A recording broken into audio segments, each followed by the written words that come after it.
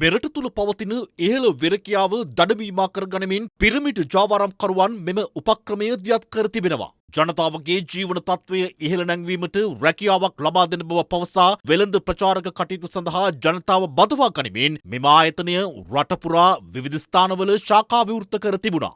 ඔයගොල්ලෝ ඔක්කොම TM group team එකේ members ලා. ඒතකොට මේක advertising app එකක්. සුපර් සේල් 50% දක්වා වට්ටම් මනම් පේරි පාත්‍රයක් ගාල්ල මාතර මෙතෙනිය. Meals සමේ කීල්ස් වෙතින් අත්‍යවශ්‍යතාවට සඳහා 25% දක්වා වට්ටම්. ජනතාවට මෙම ආයතනය සමග සම්බන්ධ වීමට විවිධ පළාත්වලට අදාළ කළමනාකරුවන් පත් කර ඇති අතර ඔවුන්ගේ වැඩමුළු හරහා මුදල් ආයෝජනය කරන ලෙස ඉල්ලා සිටියේ මෙලෙසින්. මේක 2019 ඉඳන් USA වල තියෙන්නේ. අපේ ලංකාවට එන්නේ මැයි වල. මැයි වල ඉඳන් මේ වෙනකොට TM එක හරහා රැකියා කරන අය ඉන්නවා ලක්ෂ 5ක්. අපිට පොඩි ඉන්වෙස්ට්මන්ට් එකක් කරන්න තියෙනවා.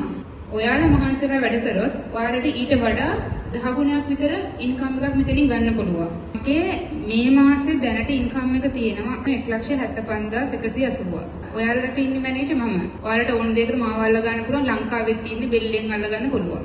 කළමනාකරුවන් ලෙස පෙනී සිටි මෙම අයගේ ප්‍රකාශවලට රැවටුණු පිරිස් අදාළ ආයතනයට බැංකු හරහා රුපියල් ලක්ෂ ගණනින් මුදල් තැන්පත් කර තිබුණා. මේක වංචාවක් කියලා තේරෙනකොට අපි ඔක්කොම මේකට රැවටුණා. ඒගොල්ලෝ ඊට පස්සේ අපිට ඉන්වෙස්ට් ක්‍රමයක් හඳුන්වලා දුන්නා. ඒකෙම සල්ලි ඒකෙම තැන්පත් කරන්න දවසකට 10%ක පොලියක්. 10,000ක් දැම්මොත් රුපියල් 1000ක පොලියක් දවසට දෙන්න ඒගොල්ලෝ ඉන්වෙස්ට්මන්ට් ක්‍රමයක් හදලා තියෙනවා. ඒ නිසා හැමෝම ඒ වෙනුවෙනුත් සල්ලි දැම්මා. ඒකේම සල්ලි විතර නෙමෙයි ලක්ෂ 2 3 7 8 ඔහොම වෙනකන් ලෙවල් තියෙනවා ඒගොල්ලන්ගේ. මේ හරහා ත්‍යාග දුන්නා ලකී බිල් ක්‍රමයක් හඳුන්වලා දුන්නා. අදාළ ආයතනයට මුදල් ආයෝජනය කිරීමෙන් මෝටර් රථ මුදල් තෑගි ලැබුණු බවටද මෙලෙස ප්‍රචාරයන් ගෙන ගොස් තිබුණා. මම අද දවසේ රූලට් අවස්ථාවට සම්බන්ධ වෙලා ජීප් රථේ ජයග්‍රහණය කරා. මට ඇත්තට මේ ජයග්‍රහණය ගැන ගොඩාක් සතුටුයි.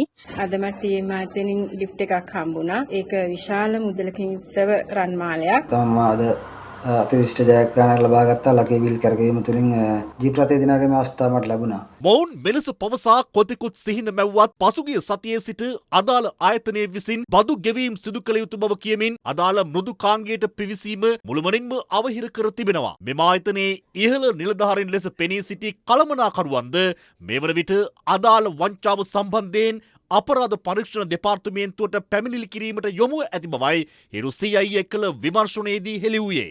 මේ කෙළුපන බ්‍රාන්චයේ මැනේජර් ලලිත් කියන මනුස්සයා තමයි මේ CI එකේදී අල්ලගත්තේ. මම ආයෝජනය කළා තිබ්බේ.